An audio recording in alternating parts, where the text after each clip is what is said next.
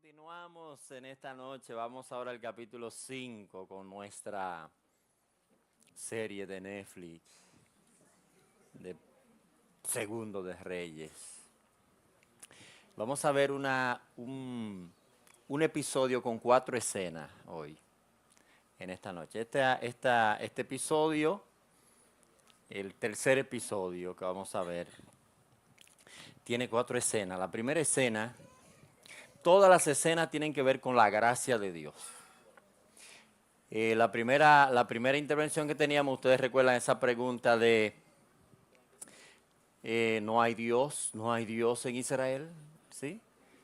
Y luego entonces Eliseo, cuando es el sustituto de Elías, también hace otra pregunta. La pregunta de ¿dónde está Jehová el Dios de Elías? Y en la primera pregunta, ¿no hay Dios en Israel? La respuesta, ¿cuál usted cree que es la respuesta? Sí hay Dios en Israel. Y la respuesta en el caso de Eliseo, ¿dónde está Jehová, el Dios de Elías? Bueno, pues él recibió la respuesta inmediatamente cuando se abrió el río. Bueno, pues aquí en el caso de Naamán, que ya ustedes aprendieron ese versículo, precisamente él va a hacer una confesión que coordina con esos 2 episodios anteriores que hemos visto. Él va a decir, ahora yo conozco que solamente hay Dios en Israel. Claro, esa manifestación de ese Dios no quiere decir para nosotros ahora que simplemente es en la localidad de Israel, en el sentido de el terreno en sí, porque como vamos a ver hoy, Naamán no era de la nación de Israel. Pero lo que está señalando es este Dios que se estaba dando a conocer a través de los profetas que venían de la nación de Israel para ese momento, es el único Dios verdadero. Eso es lo que él estaba diciendo. Solamente hay Dios verdadero, este Dios que se está revelando a través de su palabra en los profetas que él ha llamado, y en este caso que era a través de una nación, de la nación de Israel, que Dios había elegido para dar su testimonio de verdad y de luz. Entonces no tenemos 4 escenas en este episodio. La primera escena que vamos a estar viendo tiene que ver precisamente con la necesidad que tenemos de esa gracia de Dios, que Dios está testificando de esa gracia. Luego vamos a ver la eficacia de esa gracia, cómo esa gracia es eficaz. La tercera escena tiene que ver con la respuesta a esa gracia, cómo esa gracia debe despertar en nosotros adoración, bendecir a Dios, dedicarnos a Dios. Y la última escena tiene que ver con el error, el engaño del intento de corromper esa gracia, de no representar esa gracia debidamente. Así que vamos a estar acercándonos ahí al capítulo número 5. Abra su Biblia. Si no su Biblia, ¿usted no ha conseguido una Biblia todavía a esta altura? ¿Está bien? Entonces prenda su celular. Si usted no ha aprendido su celular, póngase ahí al lado de un evangélico serio que tenga Biblia. Pero los muchachos se la proyectan aquí, vea, ya usted la puede leer allá. Por eso es que usted no ha comprado. Pero yo no sé si usted va a andar con un proyector para la casa el día entero. Hay que leerla en la casa también, la Biblia. Entonces, la primera escena, y uno nota precisamente que este capítulo número 5 introduce de una manera que uno tiene que quedarse así como, pero ven acá, ¿y por qué comienza así?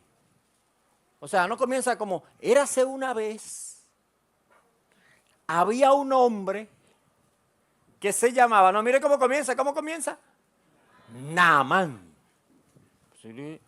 La película va a comenzar Naamán, y lo arranca con una foto de este hombre. Naamán. Pero espérate, que de qué era que tú estabas hablando. No, ya. Naamán. Así, Naamán. Y dice el texto, general del ejército de Siria, del rey de Siria. Siria estaba en guerra continua con el reino del norte. Eran vecinos. Todavía siguen siendo vecinos en esa área ahí. Ahora mismo Israel de vez en cuando le tira su bombazo y de allá para acá, Hezbollah y todo eso. Son enemigos. Y esto estamos hablando aquí de ¿qué año? Más o menos el año 800 antes de Jesucristo. Ya ellos estaban peleando. Y ese pleito no lo ha parado nadie. Siguen peleando. Dice Naamán, general del ejército del rey de Siria, era varón grande delante de su señor y lo tenía en alta estima, porque por medio de él había dado Jehová salvación a Siria. En este caso, salvación militar, salvación política, o sea, Dios había dado mucha victoria a Siria a través de Naamán. Era este hombre valeroso en extremo. Sí, dilo. Pero leproso. Toda esa grandeza, todo eso, pero este hombre era leproso. Eso no tenía cura en el tiempo de Naamán. Eso era una sentencia de muerte en el tiempo de Naamán. Así que Naamán tiene todo esto, toda esta fama, todo este éxito, pero leproso. Usted recuerda cuando Eliseo comenzó su ministerio, había unas aguas que producían, eran estériles, producían muerte. Eliseo llegó y dice, yo las sano estas aguas, ya no va a haber más muerte ni enfermedad, sana las aguas. Es como señal de lo que iba a comenzar a hacer dentro de la manifestación de la gracia de Dios en medio de ese contexto de tantas tinieblas. Ahora, Naamán es sirio. Eliseo estaba haciendo muchos milagros de la gracia de Dios, de la manifestación de la gracia de Dios. Ahí si usted lee los capítulos número 3 y 4, que nosotros no leíamos, Eliseo viene haciendo milagros y haciendo manifestaciones de la gracia de Dios. Hasta un individuo que estaba ahí arreglando una casita de madera, pim pam, cortando un palo, se le zafó un hacha, salió volando y cayó en un charco. Y el tipo comenzó a dar gritos, guay el hacha, guay. Hay un hacha que era apretada. Uno se ríe porque, ¿verdad? Pero comenzando ahí, qué sé yo, la era de hierro, no todo el mundo tenía un hacha. Y por eso él la buscó prestada, porque no todo el mundo tenía. Ellos no tenían con qué comprarlo. La escuela del profeta entera haciendo una reunión, haciendo una recoleta, no daba para comprar un hacha. Y me comenzó a dar gritos.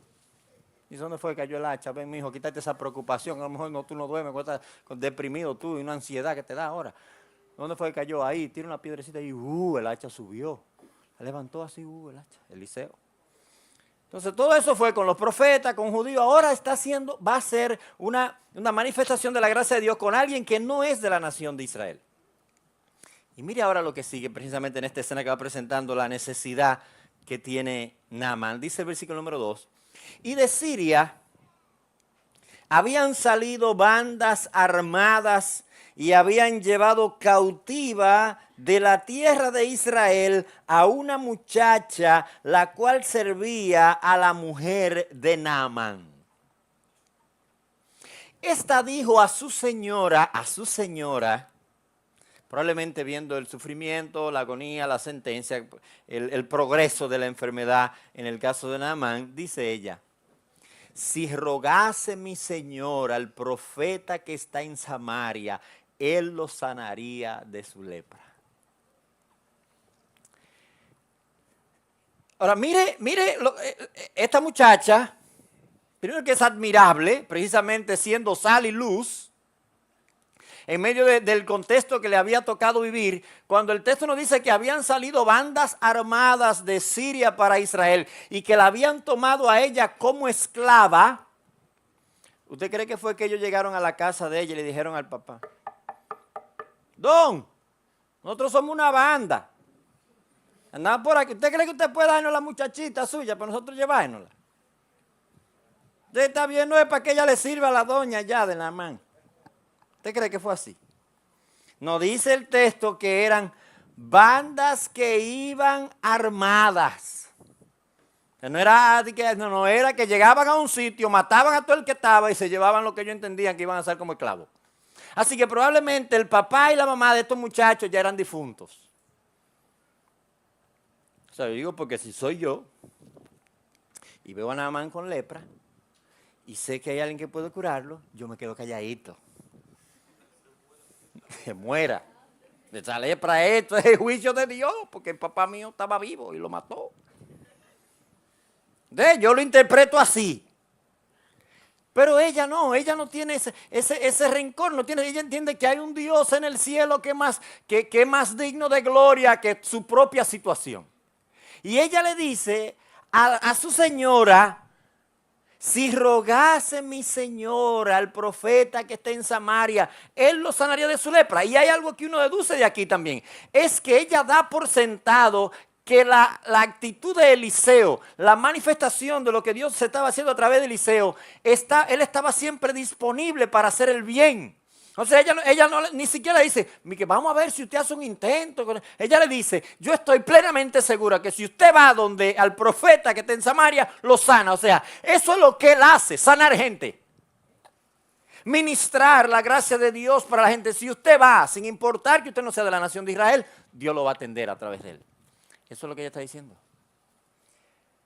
Y tenemos aquí... No tenemos la conversación entre la esposa de Naamán y Eliseo, no es necesario porque, y Naamán y su esposa, no es necesario, porque de una vez nos dice el versículo número 4, dice que entrando Naamán a su señor, o sea, no tenemos la conversación de la esposa de Naamán con Naamán.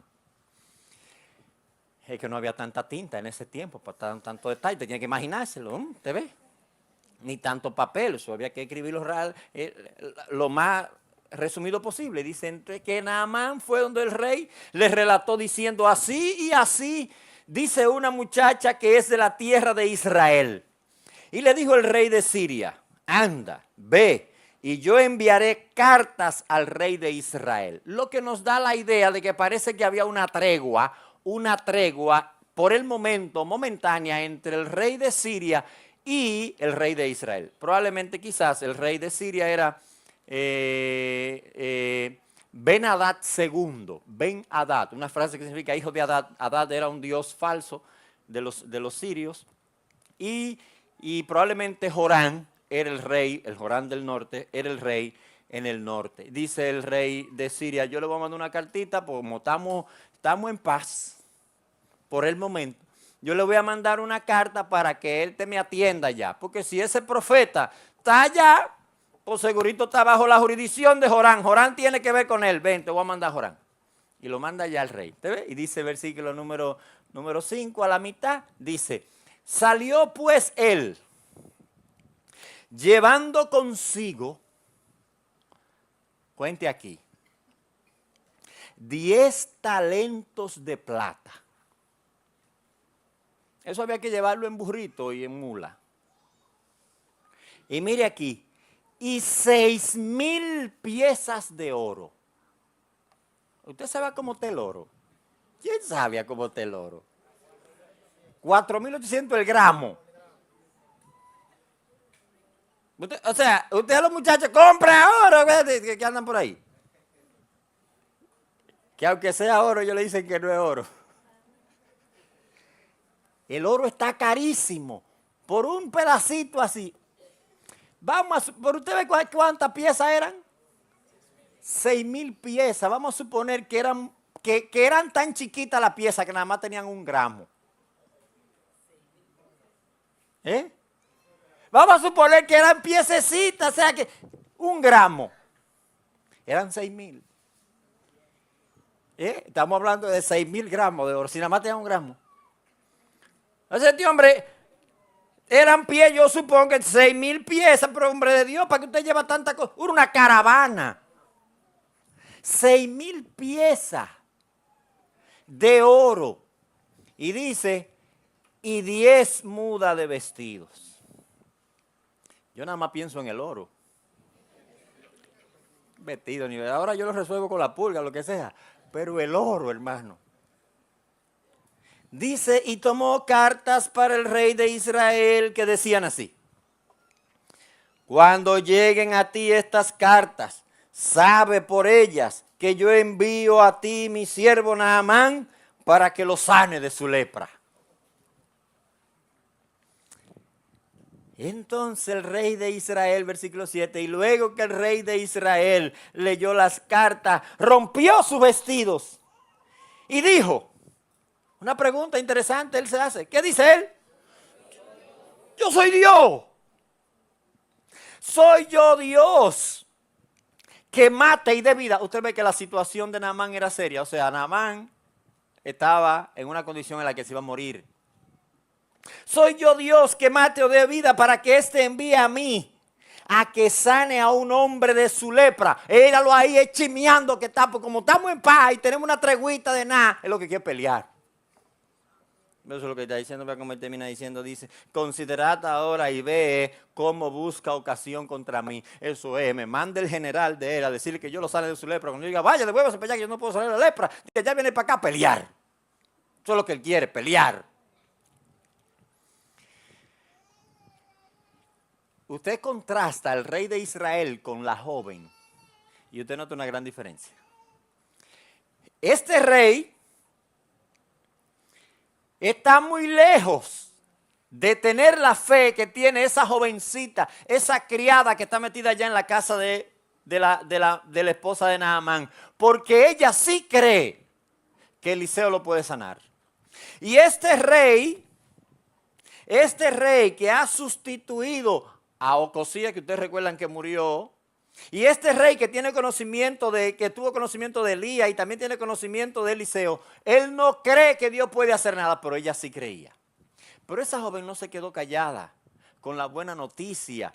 En el momento y en las circunstancias que ella está viviendo, ella le dijo, hay un profeta en mi tierra que lo puede sanar. Y el rey dice, no, aquí no hay nadie que pueda sanarlo. Ese hombre lo que anda buscando un chisme para nosotros comenzar a pelear con nosotros. Era un impío, un idólatra que no podía contemplar la grandeza de Dios. Ahora Eliseo se enteró. Y mire cómo dice el texto. Y es aquí entonces donde entra la segunda escena. En esta segunda escena, dice el texto, versículo número 8, y cuando Eliseo, el varón de Dios, oyó que el rey de Israel había roto sus vestidos, había rasgado su vestido, envió a decirle al rey, ¿por qué tú has hecho ese aparataje? ¿Por qué has rasgado tu vestido? Venga ahora a mí y sabrá que hay profeta en Israel. Y vino Naamán con sus caballos, con su carro, y se paró a las puertas de la casa de Eliseo. Imagínense con todo eso, ahí trae toda la remúa, como decía una señora por allá, una vecina mía. Trae la ropa, porque usted ahora tiene ropa por todos lados, pero antes no. Antes eso de la ropa no era así. Si usted iba a una guerra y usted mataba a un soldado allá del soldado enemigo, usted lo desnudaba y se llevaba la ropa. Ese era el pago. Así era que usted cobraba, por eso usted tenía que matarlo, porque si no, no iba a cobrar. Usted le quitaba la ropa, se la llevaba, aparte de los despojos, porque no había ropa por todos lados. ¿Usted recuerda cuando crucificaron al Señor Jesucristo? Y ellos le quitaron la ropa y se la rifaron, porque era una manera de chiripear, es una chiripa. Entonces va él con su ropa, lleva todo, y llega donde Eliseo. Naamán lleva una narrativa porque es un hombre importante, dice el versículo número 1, que era un hombre sumamente importante, estaba acostumbrado a ciertos protocolos, todo eso, va con una narrativa en su mente de cómo él debe ser tratado, pero la gracia de Dios no es así como Naamán la está viendo, la gracia de Dios es mucho más sencilla. Y dice el texto, versículo número 10, Naamán llega a la casa de Eliseo. Entonces Eliseo le envió un mensajero diciendo, entendemos que a Giesi, envió un mensajero diciendo, ve y lávate 7 veces en el Jordán, y tu carne te será restaurada y serás limpio. O sea, un hombre que lleva 6,000 piezas de plata, usted no le va a cobrar ni peaje. Ni peaje, oro. Nadie ni lo recibe ni sale a saludarlo. Pues yo salgo.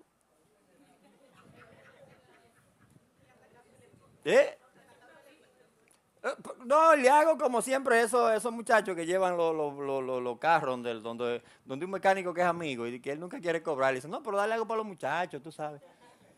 Un muchacho que se fajaron. Claro que tú y yo no. Yo pues le digo, pero déjate algo para el mensajero. 6,000. Le dice, mira, ni sale a recibirlo ni siquiera. No, vete, lávate 7 veces en el Jordán, te va a sanar. El hombre se ofendió, pero así es. Así es la sencillez de la gracia de Dios.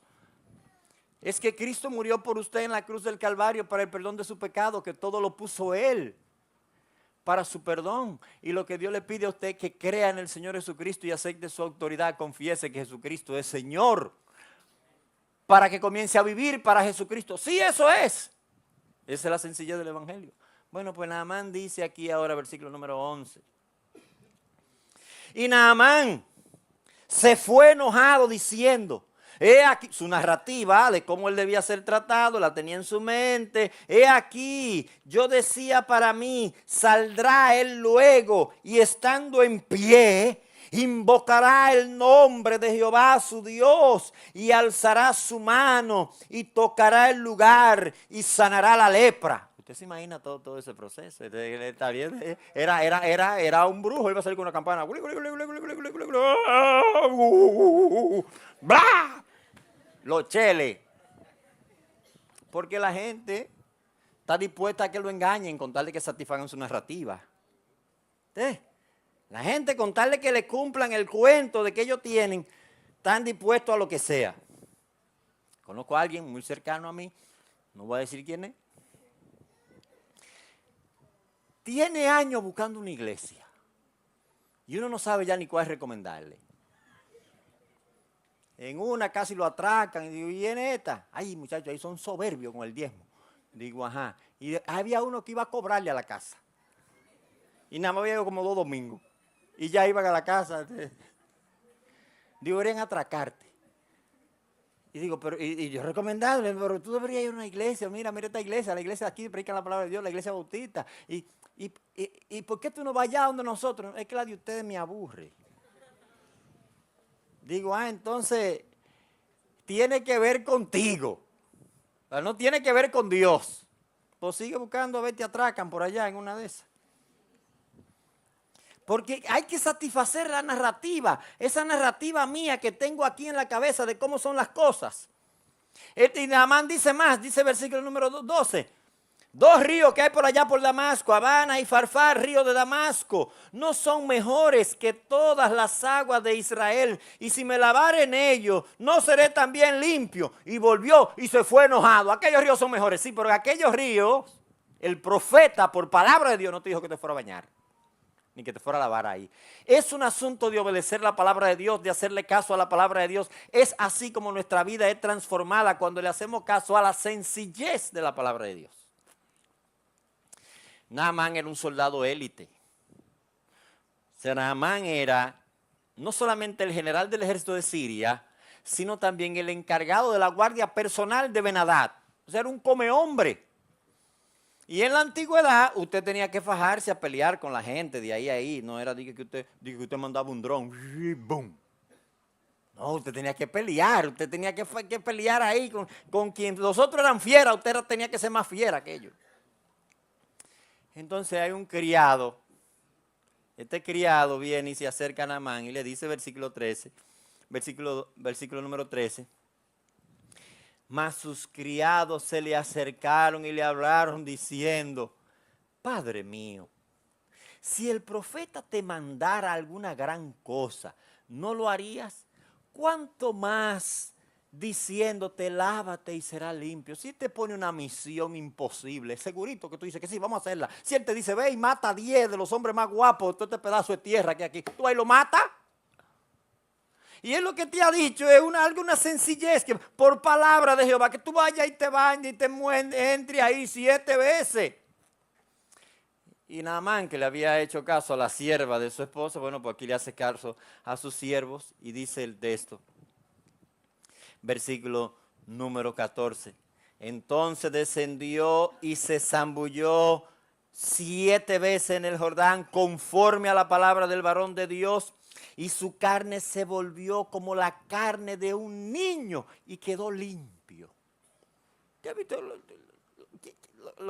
la gente que tiene bebé aquí? No hay. Levanten la mano la gente que tiene bebé. Gloria a Dios. Estamos rodeados por como 4. Bájela ya. A los muchachos que están aquí, cuando ustedes ya estén listos para tener bebé, tengan. Nadie dijo amén. No se lleven de eso, dije que no tengan, muchachos, olvídese de resto. Tenga muchachos. Eso es una bendición, ¿eh? No se lleven del cuento. Es una bendición de Jehová. Tengan muchachos, pero cuando estén listos, ¿verdad?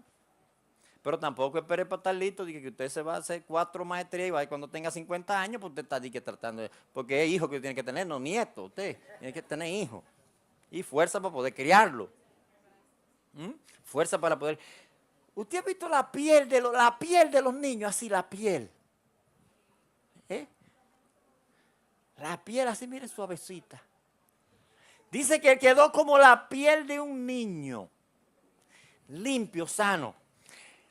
Cuando Naamán sale de ahí, no dice, no, pero yo tengo yo tengo que agradecer esto, ¿a quién es que tengo que pagarle?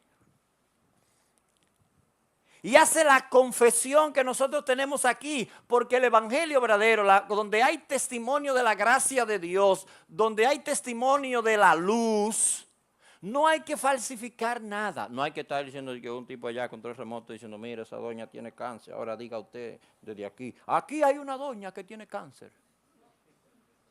Vamos a curarla ahora mismo. Y la doña dice, ay, esa soy yo.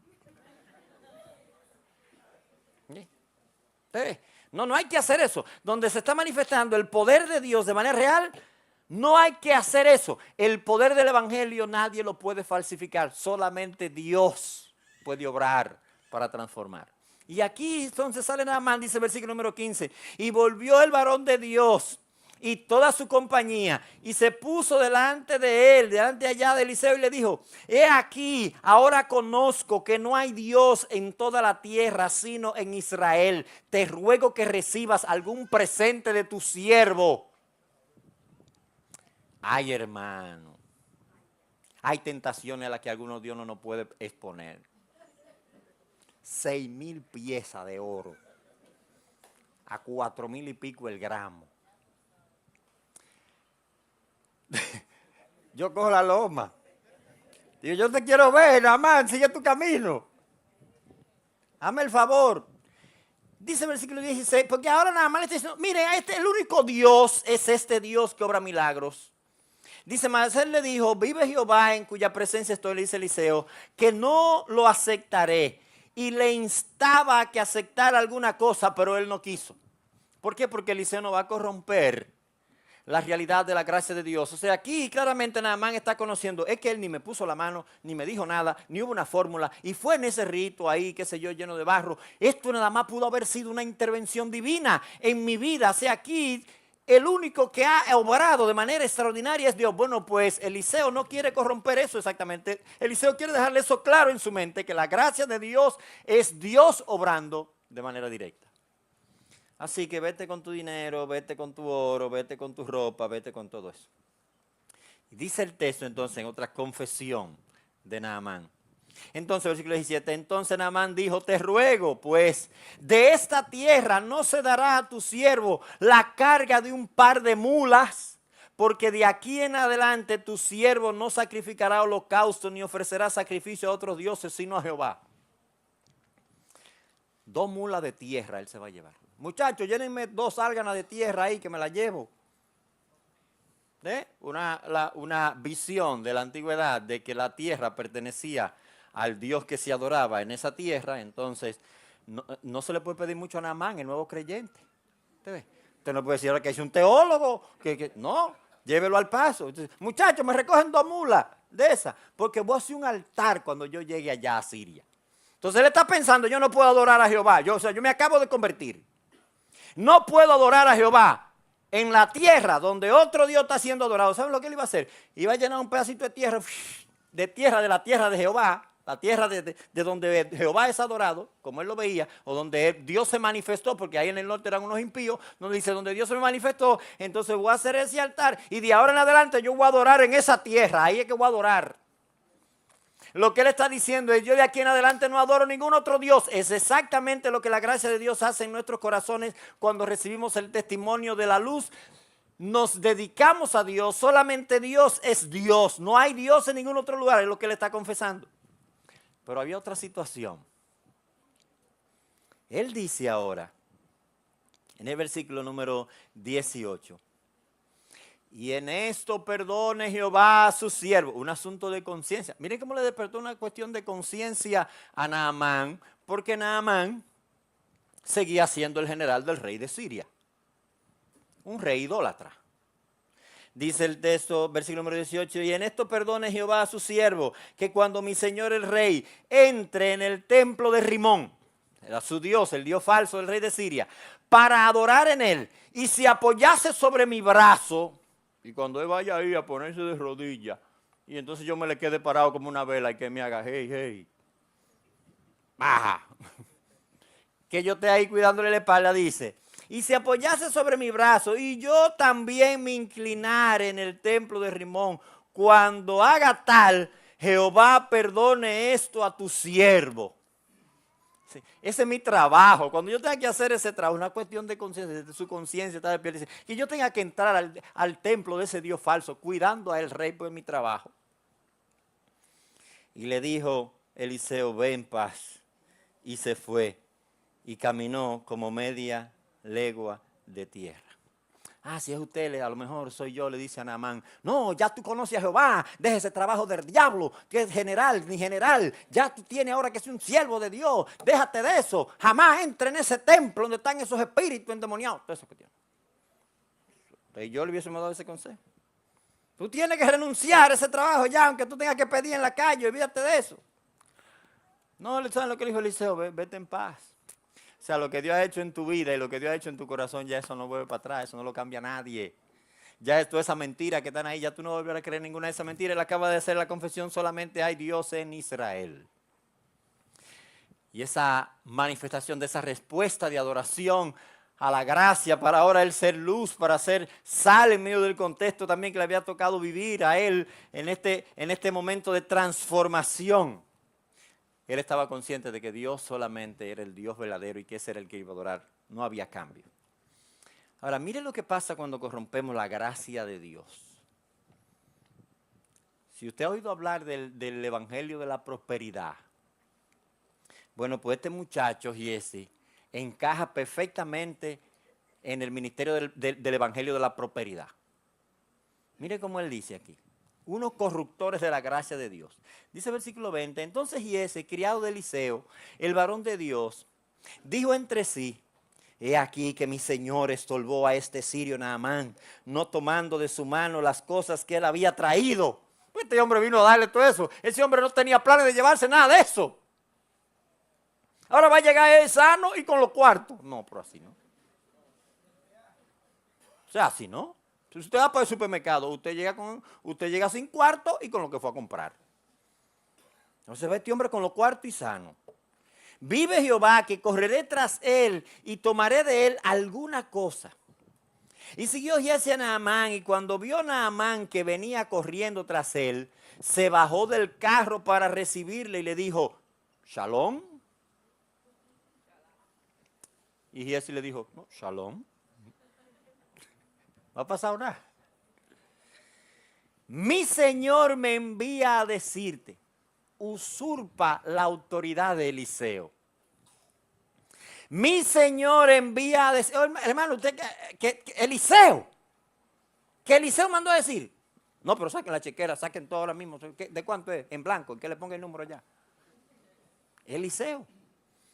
Mi Señor me envía a decirte, he aquí vinieron a mí a esta hora del monte de Efraín, 2 varones de los hijos de los profetas, de allá de la escuela de los profetas. Te ruego que les des un talento de plata y 2 vestidos nuevos. Dijo Naamán, te ruego que tome 2 talentos.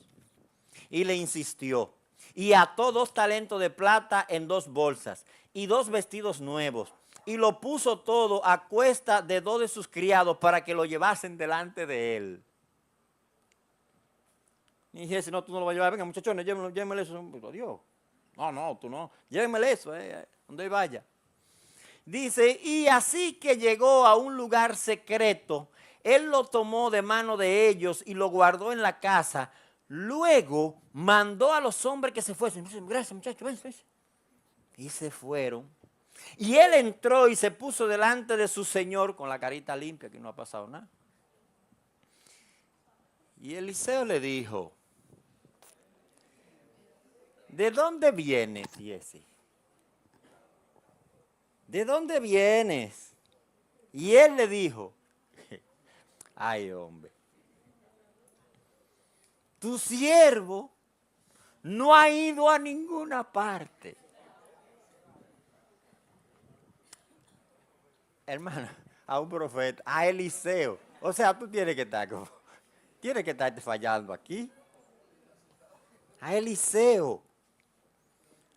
Señores, la ambición, ¿eh? Y dice el versículo 26, y entonces le dijo, ¿no estaba también allí mi corazón cuando el hombre volvió de su carro a recibirte? Y mire aquí ahora, donde uno entiende que era lo que había en el corazón de Giesi. Giesi quería liquidarse. Para él retirarse. Pero ahora Eliseo le va a sacar lo que está ya más profundo en el corazón. Nada más no eran de que los 2 talentos de plata tienen la mujer. No, él está pensando en la pensión. Y él dice, le dice a Eliseo, es tiempo de tomar plata y de tomar vestidos, olivares, viñas, ovejas, bueyes, siervos y siervas. Pero ven acá, pero nada más fue en 2 mudas y una... Era eso, él estaba pensando en eso. Entonces, con Eliseo aquí yo no voy a ganar nada, porque cada vez que venga uno y sane uno y no le cobra, aquí vamos a fracasar todo. Esta es la oportunidad de yo liquidarme. Sí, entonces, versículo 27, por tanto, la lepra de Naamán se te pegará a ti y a tu descendencia para siempre.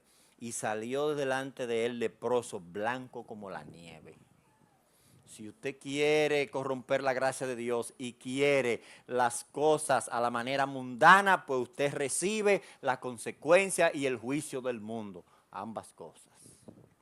Porque aquí Giesi estaba corrompiendo la gracia de Dios y comprometiendo el nombre de Dios y el nombre del profeta de Dios que habían manifestado esta gracia.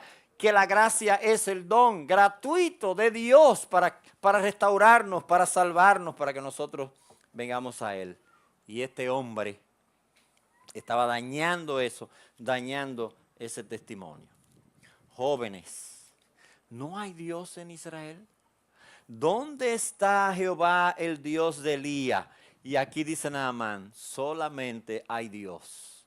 Este único es el Dios verdadero. Este Dios es el Dios verdadero. En esta noche tú puedes creer en ese Dios. En ese Dios que transforma, en ese Dios que cambia de manera gratuita. Y recibimos esas gracias porque Jesucristo, esa gracia porque Cristo murió en la cruz del Calvario por tus pecados. Y no es, Dios no te está diciendo, mira, tú tienes que ir de aquí el pico allá, el pico Duarte, subirlo de rodillas para que te salve. No, es cree en el Señor Jesucristo y serás salvo. Acepta la obra que Cristo ha hecho por ti y serás salvo. Cristo transforma tu vida, cambia tu vida desde ahora. Y lo mejor es comenzar ahora y dedicar nuestra vida a Cristo desde los días de nuestra juventud. Porque no todo el mundo tiene la gran oportunidad de llegar a la madurez. Pero no por eso tampoco. Porque la manera más plena de disfrutar la vida en cualquier etapa, en cualquier edad, es ofreciendo y dando nuestra vida a Jesucristo. Es sometiendo nuestra vida a Jesucristo. Y que tú puedas decir, como dijo aquí Naamán, solamente hay un solo Dios. Y a ese Dios es que yo voy a adorar. Que tú puedas dedicarte para adorar al Dios verdadero. Padre, gracias por tu misericordia. Gracias por tu verdad, gracias por esa disposición a obrar, Señor, en medio nuestro, de una manera misericordiosa. Señor, por gracia gratuita, Jesucristo se dio en la cruz por nosotros. De tal manera nos amaste que diste a tu Hijo unigénito, para que todo aquel que cree en Él no se pierda, sino que tenga vida eterna. Gracias te damos. Oramos por cada uno de estos jóvenes para que tú sigas obrando en sus corazones. Y en tu iglesia, Señor, para que demos un testimonio firme, sin corromper esta gracia, sin enturbiar, Señor, esta gracia que tú estás manifestando día a día. Gracias te damos y guíanos siempre en tu poder y en tu espíritu y bajo la obediencia de tu palabra. Lo pedimos y te damos gracias en el nombre de Jesús. Amén y amén.